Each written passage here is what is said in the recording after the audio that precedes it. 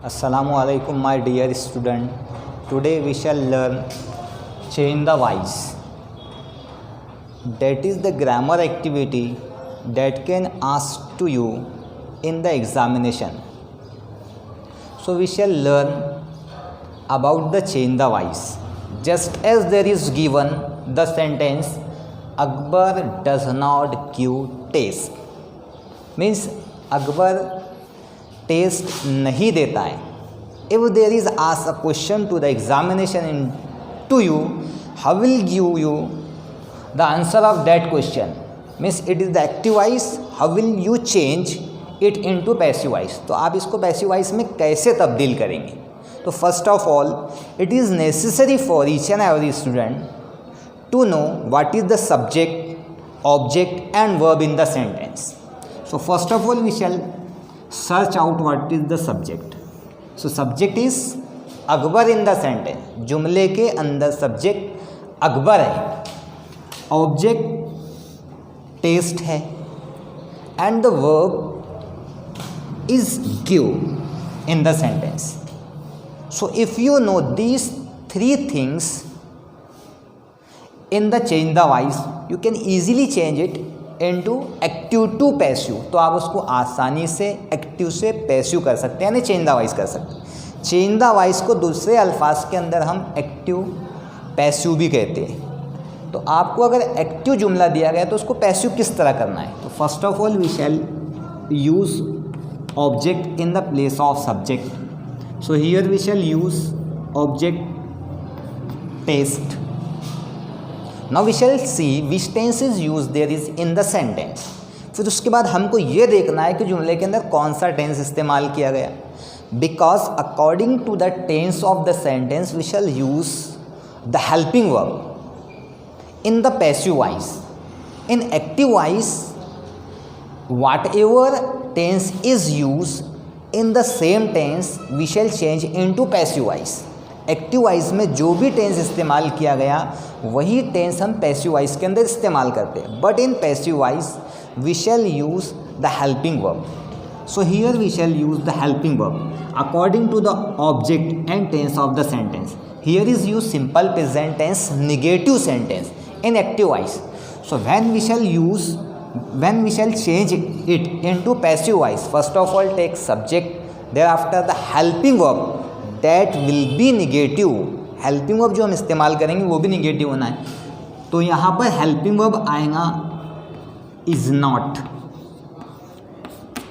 If there is ask active voice in simple present tense then there will be is am are helping verb in passive voice. There is use the negative sentence, यहाँ पर negative जुमला इस्तेमाल किया, that is why here we shall use negative one in passive voice to.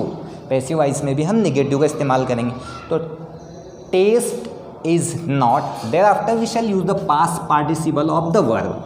उसके बाद हम verb का past participle इस्तेमाल करते हैं, यानी वर्ब की तीसरी शक्ल. So the third form of given, give is given. The third form of give is given. First form is give, second is give, and the third one is given. Taste is not given. Thereafter we shall use subject with by at the place of object. Then here we shall use by Akbar. तो इसलिए हम यहाँ पर इस्तेमाल करेंगे अकबर के ज़रिए से. यहाँ पर पहले जुमले के मानी है Akbar does not give taste. Akbar taste नहीं देता. पैसिव वॉइस हमने उसका करे तो हो गया जुमला taste is not given by Akbar, यानी अकबर के ज़रिए टेस्ट नहीं दिया गया. The both sentences convey the same meaning. दोनों जुमले के मानी एक जैसे है और ये इस तरह से एक्टिव से पैसिव हो गया. Let us see the another example of active to passive. इसी तरह हम दूसरी एग्जांपल देखेंगे एक्टिव से पैसिव करने की. यानी ये एक्टिव का ए लिखा हूँ मैंने और पैसिव का पी. इस तरह मैं एक्टिव जुमला लिखता हूँ एक और एक, फिर उसको पैसिव किस तरह करते हैं. यहाँ पे सिंपल प्रेजेंट टेंस लिए, अब कोई दूसरा टेंस इस्तेमाल करते हैं. फॉर एग्जांपल हम यहाँ पे लेते प्रेजेंट कंटिन्यूअस या पास्ट कंटिन्यूअस. तो पास्ट कंटिन्यूअस लेते हैं.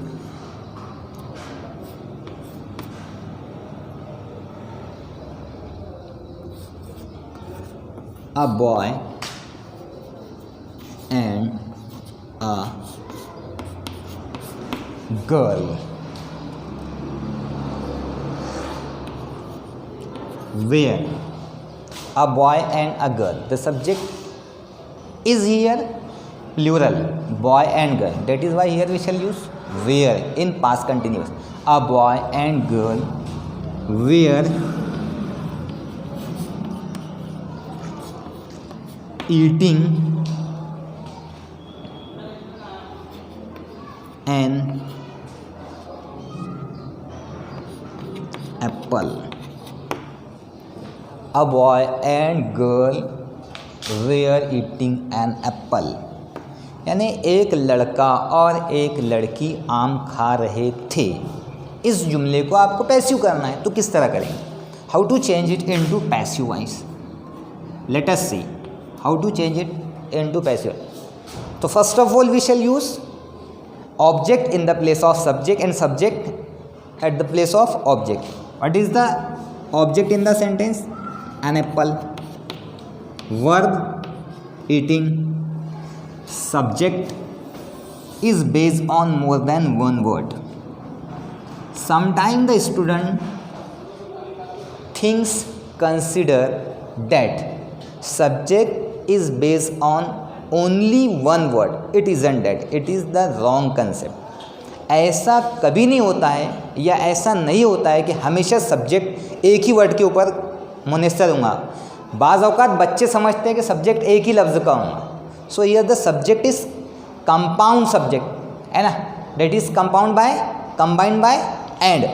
अ boy and girl both is subject here. दोनों मिला के सब्जेक्ट हुआ है यहाँ पे. सिर्फ बॉय या सिर्फ गर्ल सब्जेक्ट नहीं है, तो दोनों मिला के सब्जेक्ट.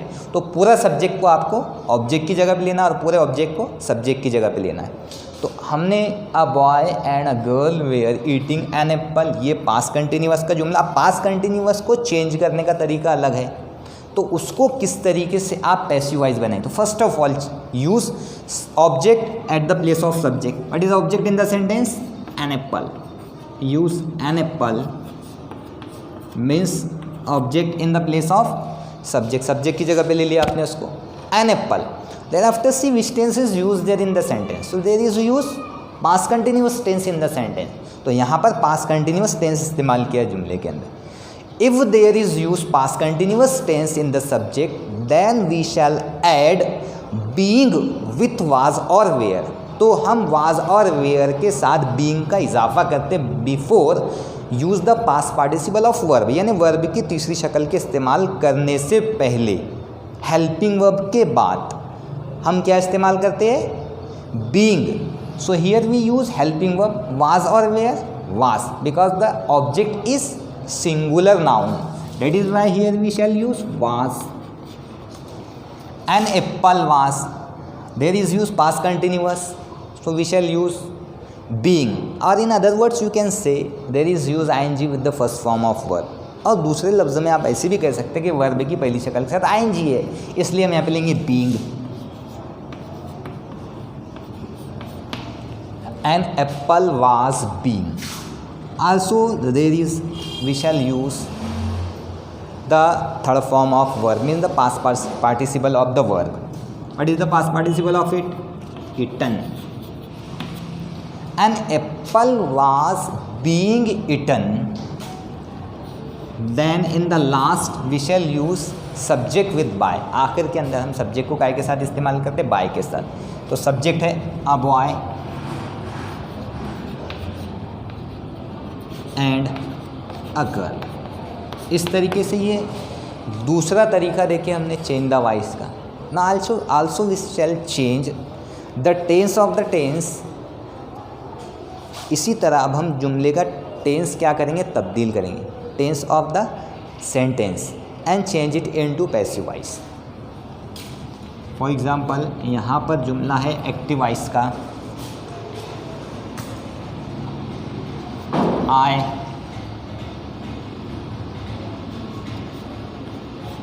shall read an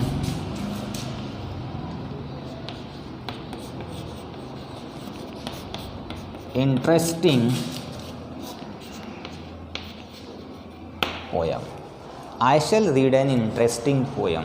अगर आपको जुमला दिया गया है I shall read an interesting poem, यानी मैं एक दिलचस्प नज़्म पढ़ूंगा या पढ़ूंगी, तो इसको किस तरीके से आप पैसिव करेंगे। First of all see what is the subject in the sentence, verb and object, thereafter the tense of the sentence. Subject क्या है जुमले के अंदर, आई है,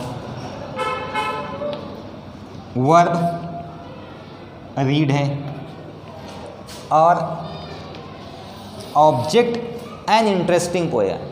it here the object is based और depend more than one words.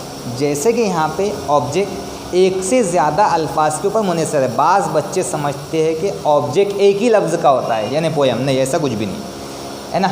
Poem is related with an interesting. Poem कैसे जुड़ी हुई है, एन इंटरेस्टिंग से पोयम जुड़ी हुई है, इसलिए हम दोनों को मिलाकर सब्जेक्ट ऑब्जेक्ट बनाकर उसको क्या करना पड़ेगा, आपको पैसिवाइज करते वक्त इस्तेमाल करना पड़ेगा। तो यहाँ पर हम इसका पैसिव किस तरह करते देखें। तो first of all we shall use object in the place of subject. What is the object, an interesting poem, N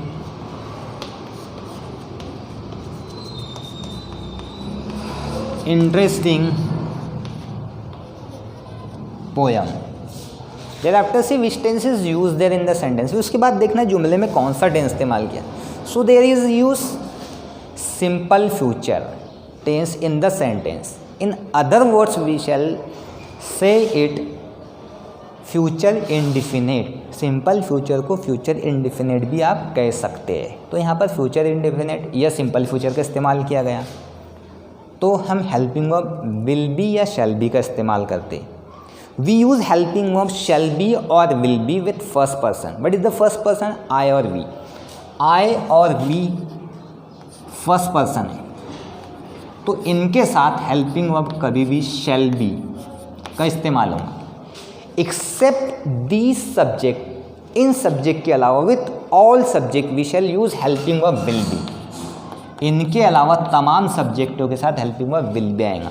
where in simple futures passive, simple future के पैसिव के अंदर, ठीक है ना। So here what we use, will be और shall be. Here we shall use will be because the subject object is not first person, है ना, object first person नहीं है, that is why here we shall use will be. इसलिए हम यहाँ पे लेंगे will B.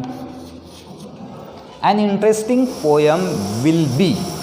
Thereafter use the third form, means the past participle of the verb. What is the past participle of the verb read? Read. इसका past participle है read। read की तीसरी शक्ल है read। लिखते उसी को read आप, है ना। The spelling will be same, but the pronunciation of the word will be changed in third form and second form। First form में उसका पर्सन, इसका प्रोनाउंसिएशन होगा रीड, मीन्स पढ़ना, पढ़ो। In the second form red, second form में इसका pronunciation होगा red. I read a poem, मैंने एक नज़म पढ़ी थी, है ना। In the third form also the pronunciation of the word will be red, RED red. Pronunciation उसका रेड होगा, है ना। लिखेंगे रीड लेकिन प्रोनाउंसिएशन क्या निकालेंगे उसका रेड। तो an interesting poem will be read means third form. Here it is the third form, not the first form. It is the different matter that the first, second and third all forms are same of read. Read के तीनों form अलग है, वो अलग बात है, but here it is the third form of verb. You can not say it is the first form. तो an interesting poem will be read by, if the subject is in cases, अगर subject cases में है, so we shall change the case of the sentence. ये case of the subject, here it is the subjective case. What is the objective case of it, me. तो उसकी हम objective case लेते, subject की हम क्या करते हैं, ऑब्जेक्टिव केस लेते। Just as here we didn't change Akbar will be Akbar, Akbar का अकबर ही रहेगा, अकबर का अकबर ही रहा। एन एप्पल ही रहा, एप्पल ही रहा, है ना। इसके अंदर गर्ल एंड बॉय का गर्ल एंड बॉय, जब सब्जेक्ट या ऑब्जेक्ट नाउन या प्रोनाउन है तो उनकी प्लेसेस चेंज करते वक्त, उनकी जगहों को तब्दील करते वक्त उनको चेंज नहीं करते। लेकिन जब सब्जेक्ट या ऑब्जेक्ट प्रीपोजिशन रहते हैं, ये जब सब्जेक्ट या ऑब्जेक्ट प्रोनाउन रहते हैं, क्या प्रोनाउन, जब सब्जेक्ट या ऑब्जेक्ट प्रोनाउन रहते हैं तो हम उनकी केस चेंज करते हैं। जैसे प्रोनाउन आए हैं यहाँ तो उसकी आपने ऑब्जेक्टिव केस लिए मी। ठीक है तलबा, तो आज के लिए इतना काफ़ी है। The next topic in the next video. और जो बच्चों को जो भी ग्रामर के ताल्लुक़ से जो अपने 10वीं के अंदर ग्रामर है, 10वीं या 12वीं के अंदर, आप लोग ग्रुप के ऊपर अपने डाल सकते कि सर इस ग्रामर एक्टिविटी को हमको आप समझा दीजिए। सो इंशाल्लाह I am ready to teach to you, to consider to you, वो चीज़ को समझाने के लिए मैं तैयार हूँ। ठीक है ना। अस्सलाम वालेकुम।